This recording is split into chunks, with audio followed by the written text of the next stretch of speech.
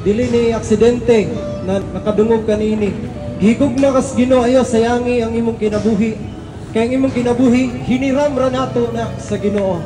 Mga higala, paminawa kini pag-ayo.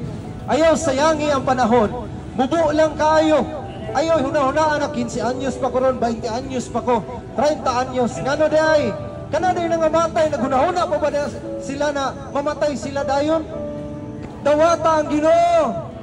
Tinudaray, napag-alagad nga kaniya.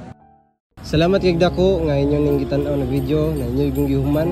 Hinaot na padayon mo na magtan-aw sa lain pa na i-upload nato aron paglig-on, pagdasig, pagpahinumdom.